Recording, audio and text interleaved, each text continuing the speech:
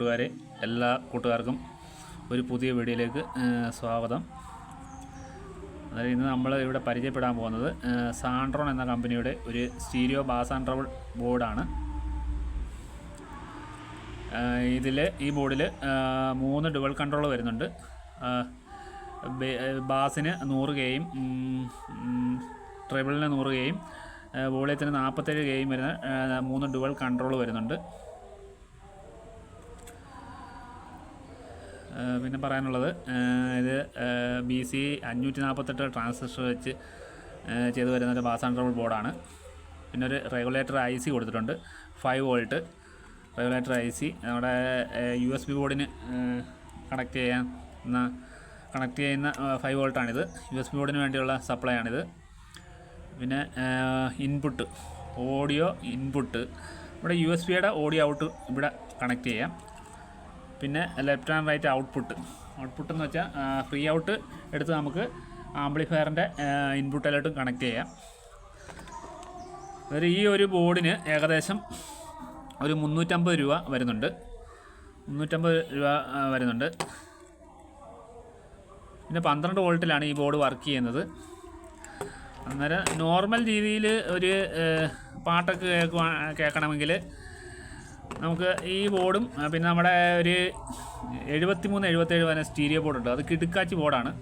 എന്നിട്ട് ഈ ബോർഡ് ഉണ്ടെങ്കിൽ നമുക്ക് നോർമൽ രീതിയിലൊരു ആംപ്ലിഫയർ ചെയ്തെടുക്കാം. ഒരു അധിക പൈസ ചിലവില്ലാതെ നോർമൽ രീതിയിൽ ഒരു ആംപ്ലിഫയർ ചെയ്തെടുക്കാം. പിന്നെ 10 വാട്ടിൻ്റെ 2 സ്പീക്കർ,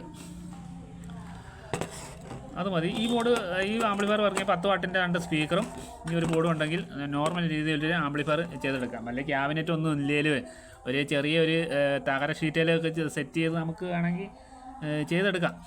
വലിയ ക്യാബിനറ്റ് ഒന്നും ഇല്ലാതെ വലിയ ഇടിയും ബേസും ഒരുപാട് ഇത് വേണമെങ്കിൽ ഇതിനേക്കാൾ കൂടുതലുള്ള ബോർഡുകൾ ഉപയോഗിക്കാം. അന്നേരം ഇപ്പം നമ്മൾ സാധാരണ ഒരു ആംപ്ലിഫയർ സ്വന്തമായിട്ട് പണിയാൻ ആഗ്രഹമുള്ള ഒരാൾ ചെയ്യണമെങ്കിൽ ഈ ബോർഡ് മേടിച്ച് ചെയ്യുവാണെങ്കിൽ നോർമൽ രീതിയിൽ നമുക്ക് പാട്ട് കേൾക്കാം. ഇത് 73-77 ഒരു ഓഡിയോ ആംപ്ലിഫയർ, പവർ ഔട്ട്പുട്ടുള്ള ഒരു ഓഡിയോ ആംപ്ലിഫയർ ബോർഡാണ്. ഒരു 15 വാട്ട്സ് 15+15 2 ചാനലിലൂടെ കിട്ടും.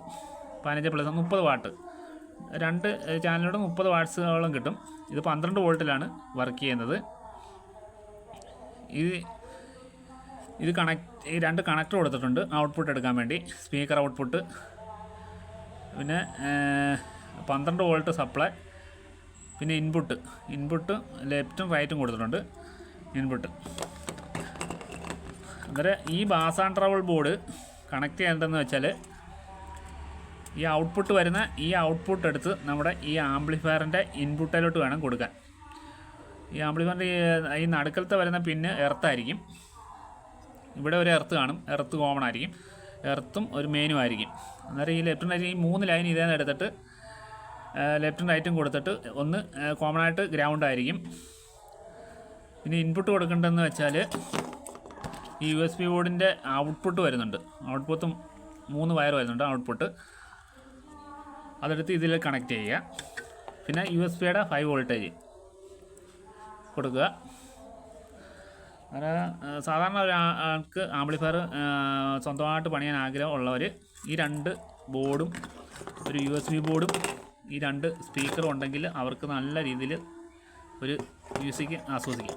അന്നേരം ഇന്നത്തെ വീഡിയോ ഇത്രയേ ഉള്ളൂ. അന്നേരം ഈ വീഡിയോ ലൈക്ക്, ഷെയർ, കമൻറ്റ് ചെയ്യുക കൂട്ടുകാരെ. അന്നേരം അടുത്ത വീഡിയോ കാണുന്നവരെ ബൈ.